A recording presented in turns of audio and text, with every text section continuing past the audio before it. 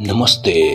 पहिलाको भिडियोमा चाहिँ हामीले single leg squat, one leg पिस्तल squad भनेको के हो र सिंगल लेग स्क्वाड गर्दाखेरि हाम्रो बडीमा चाहिँ के बेनिफिट हुन्छ भनेर एक्सप्लेन गरेको थिएँ र आजको भिडियोमा चाहिँ म single leg squat, one leg pistol स्क्वाडलाई चाहिँ कसरी गर्ने भनेर सर्ट एन्ड पावरफुल पोइन्टमा एक्सप्लेन गरेर देखाउने छु।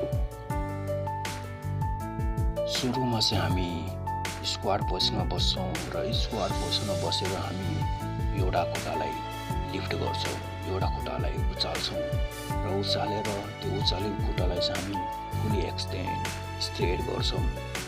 बिस्तारै हामी आफ्नो लोवर बडीलाई स्क्वाड पोजिसनमा राख्छौँ, आफ्नो लेगलाई एक्सटेन्ड र रेज गरेर हामीले विचार गर्नु पर्यो कि हामी आफ्नो लोवर बडीमा जाँदाखेरि स्क्वाड पोजिसनमा जानु पर्यो र जति सक्दो लोवर जान सक्छौँ त्यति नै राम्रो हुन्छ र हेर्नु पर्यो आफ्नो कम्फर्टेबल छ कि छैन भनेर। सेकेन्ड स्टेपमा हामी आफ्नो लेगको हिलबाट पुस गर्दै आफ्नो लेगको मसललाई इन्गेज गर्छौँ पहिलाकै पोजिसनमा जानको लागि स्टार्टिङ पोजिसनमा। र थर्ड स्टेपमा चाहिँ सिम्पल हामीले रिपिटेसन गर्नु पर्यो र रिपिटेसन गर्दाखेरि हामी आफ्नो डिजायर अफ रिपिटेसन गर्न सक्छौँ र आफ्नो लेगलाई स्विच पनि गर्न सक्छौँ।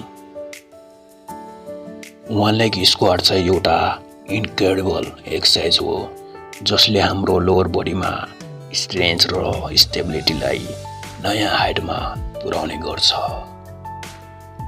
यो एक्सर्साइजलाई च्यालेन्जिङ मोमेन्टमा बनाउँदै वर्कआउट रुटिनमा गर्दै हामीले आफ्नो फिटनेस लेभललाई नयाँ लेभलसम्म लग्न सक्छौँ।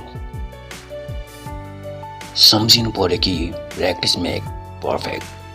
त्यही भएर स्टार्ट गर्दाखेरि हामीले प्रोपर पोस्चरमा गर्नु पर्यो र बिस्तारै डिफिकल्टीलाई बढाउँदै हामी स्ट्रङ्गर हुन सक्छौँ।